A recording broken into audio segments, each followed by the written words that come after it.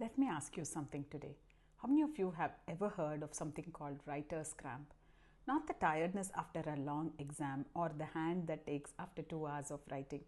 I'm talking about a real neurological condition where a child picks up a pen, tries to form a letter, and their own hand fights them. It clenches, sometimes it simply freezes. A cramp which arrives only during writing, not otherwise. Not because the child is careless or isn't trying, but because their brain and their hand have lost the conversation with each other. Think of your brain as a conductor leading an orchestra. Every finger, every muscle, every movement plays a note. Beautiful, coordinated, effortless. But with writer's cramp, the conductor gets confused. The brain's control area starts sending mixed signals. Muscles that should rest tighten instead. And so when your child tries to write, their hand fights itself. What are the symptoms? A grip so tight the knuckles go white, numbness creeping into the fingers mid-exam, a weakness in the wrist after just 15 minutes of writing, an occasional shock-like sensation that the child cannot explain and quietly suffers through.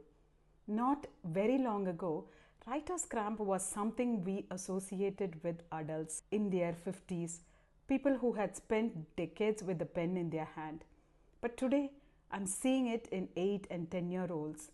In a world of increasing screen time and decreasing handwriting practice, our children's brain-hand coordination is quietly, silently breaking down.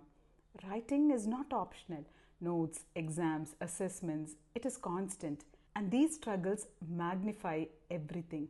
Now think about a classroom of 30-35 children. How many teachers, however loving and dedicated, are trained to identify a child with writer's cramp? And even if one does notice, what is the action plan? This is not a blame, not on teachers, not on parents, because nobody told us this. This is precisely what I am trained to handle as a graphotherapist. I don't just look at how a child writes. I look at why certain grips, the pressure, the posture, the formation is done the way it is done. And I work at the neurological level to gently, systematically rebuild what has been disrupted. If anything I said today felt familiar, if you saw your child in this, please don't wait. Connect with me, Gayatri Balaji, a certified handwriting development coach and a graphotherapist.